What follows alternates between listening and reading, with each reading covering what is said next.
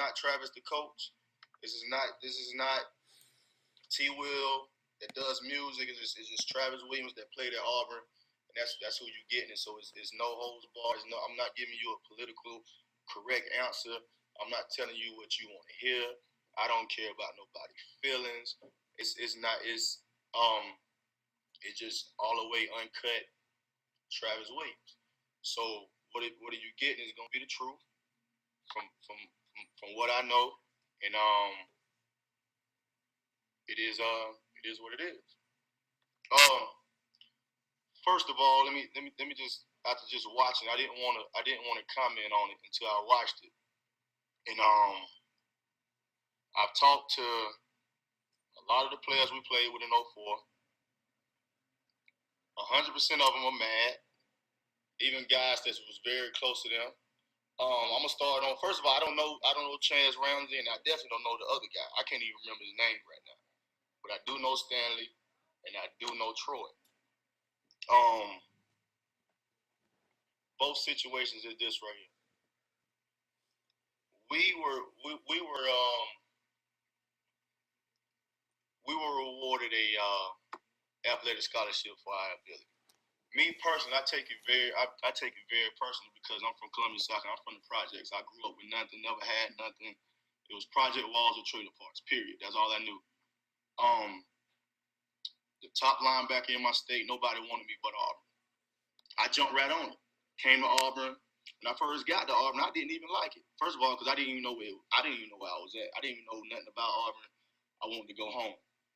Got red shirt in my first year, and me and my buddy and Taurus Williams, we sat in the dorm room. And I said, man, bump this. If I'm not gonna play, I'm gonna get me a degree. I'm gonna get something out of this situation.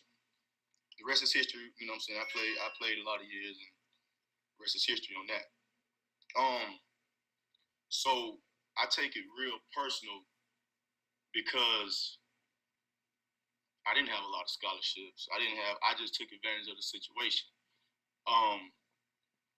When I heard about the story in January, I've been knowing about the story. I called Troy. I called Troy. I never talked to Stanley. I'm gonna get on Stanley in a second. I'm gonna go to Troy first. It's like a lot of people don't know Troy. First of all, Troy was trying to be a graduate assistant at Auburn. When Troy had a rocky career at Auburn while he was there, his choice, not Auburn's choice. He chose to make it rocky. Coach Chizik, first year there, I remember we were eating a pregame meal. I don't know what team we was playing. Me, Coach Chizik, and Coach Jacques sitting down.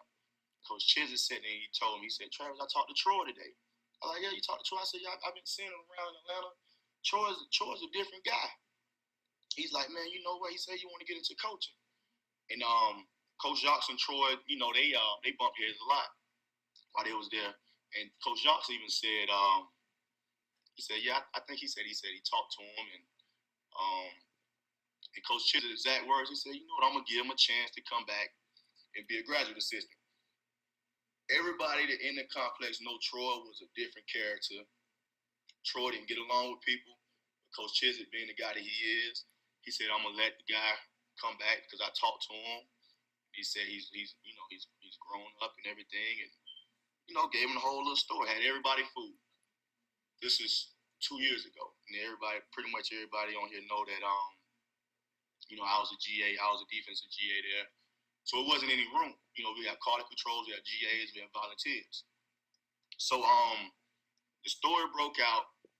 Let me give y'all a background. So a lot of people don't know the background. HBO was calling around Auburn players, and a lot of players was like, no, we're not doing that. I mean, they was trying to find a story. It's not like these guys, they kept digging.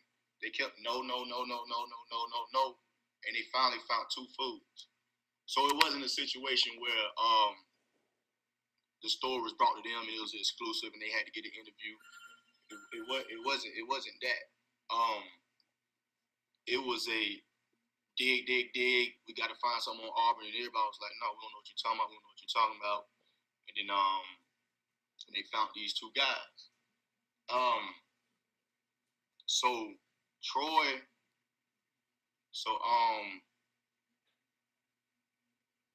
So okay, when it broke out, everything broke out. So that's a story behind um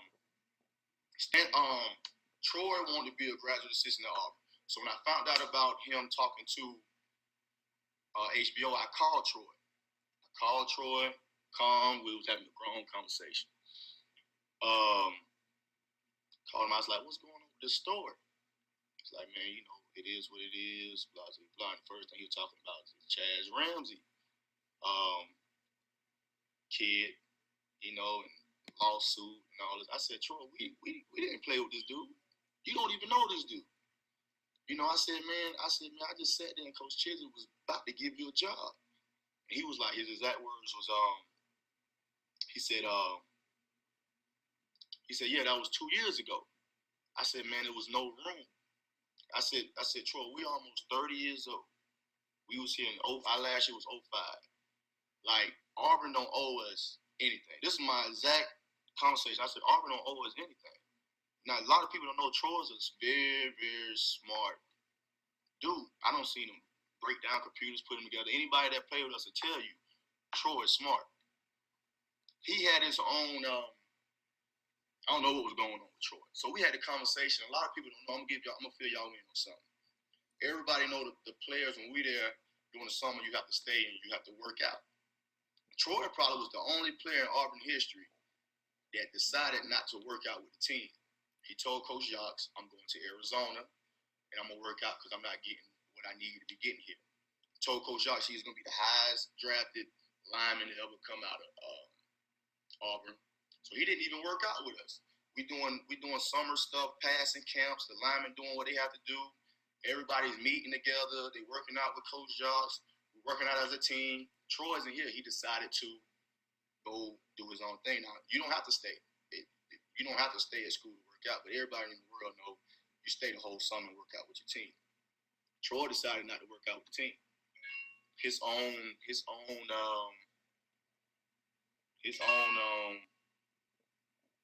Sorry,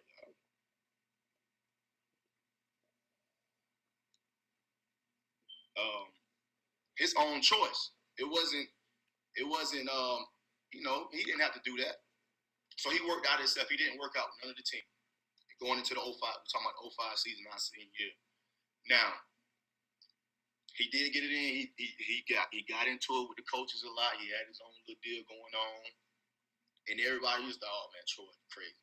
Troy ain't crazy. I never seen Troy touch one person in my life. He never harmed nobody in his life. He's 6'6", 330, but I never seen him play a finger with nobody unless he was on the field.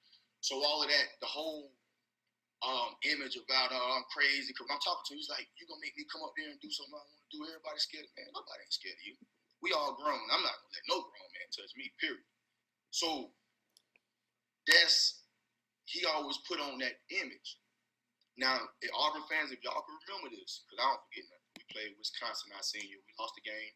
Wisconsin. Troy gets ejected, right? Troy gets ejected, and the first thing he did, he looked at our crowd, and all the thing he did, he flashed the money sign to our fans, saying, I don't care, I'm about to go get this money.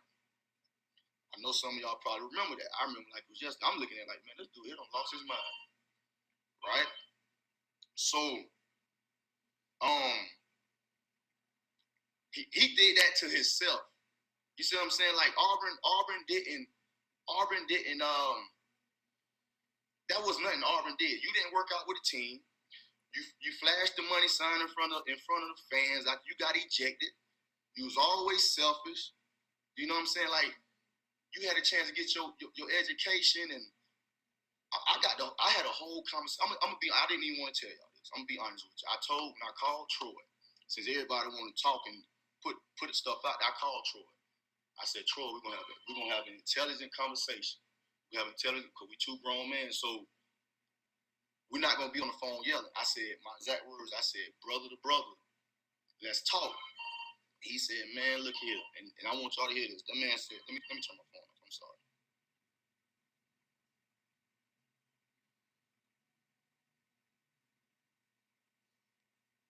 He said, I said, brother to brother, let's have an intelligent conversation.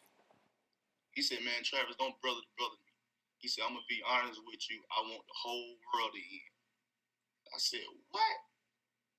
And he said it again. I said, man, you tripping.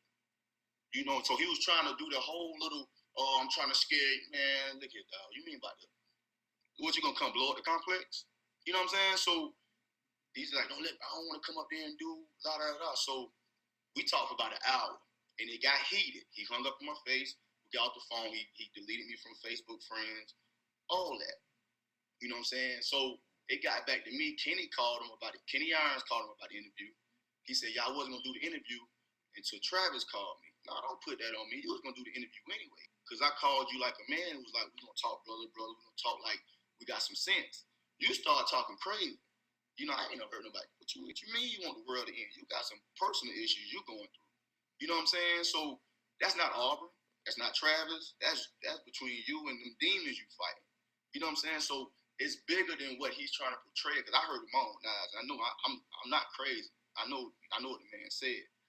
So he and then he was like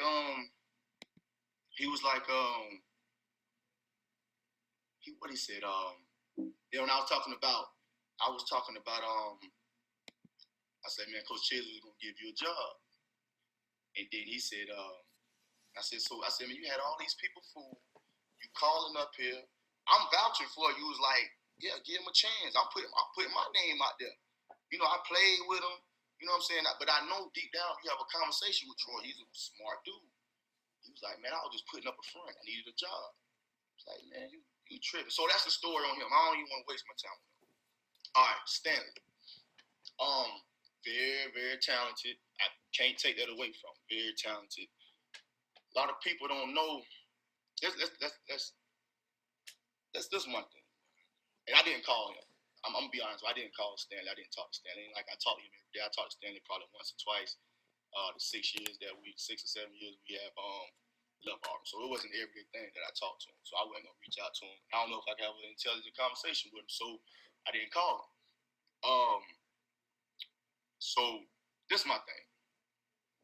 Before all that, my thing I don't like. Don't be telling me, man. Don't tell me you doing a foundation and these kids. And what I'm looking at the interview. He said, I want to teach these kids not to do what I did and mess up like I did.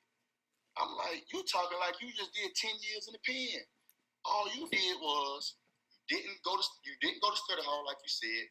You didn't take advantage of your education. You left school 2 years early because you was a Prop 48. You went to the NFL. You blew all your money. You tell them kids that. Don't tell them kids don't do what I did like you just went out and you shot somebody and you doing time and now you're in the community. You out now. You in the community trying to teach these kids. Okay, that's the wrong road. No, the right road is go to college like you did, but get an education, or make money like you did, but invest and save your money. Don't be trying to. That's the thing. I don't like that. Don't use these kids as, you know what I'm saying. After all the stuff you said, I want to teach the kids not to do what I did. What did you do? Did you serve time or something? What? I was lost with that. So Auburn don't owe you nothing. You left 2 years early. You know what I'm saying? You went to. Okay, we was in Atlanta. I've seen him throw thousands of dollars in Atlanta strip club. We wasn't even drafted yet. This was 05. Played 05. This was 06. The draft wasn't even here yet. This is March. And his exact words, because they call me Killer. Anybody that knows that played football, they call me Killer. He said, Killer, man, if I don't get drafted, I can say I lived it up tonight. I said, shoot, not me, dog. That's too much money to be thrown. I saw that. I saw that you had a Hummer before you even got drafted. And you went six rounds, them Hummers, $70,000, $80,000. That ain't Auburn. That's you. All the decisions you made was on you. That ain't no Auburn. That's my whole thing. So don't say, I want to teach these kids and show these kids not to go the route I went. Man, you ain't do time. You went to college and you played defensive end. So if anything, tell them kids to go to college. Tell them kids to be all they could be, but get an education. You know what I'm saying? So that's the whole little thing I don't know. It's crazy.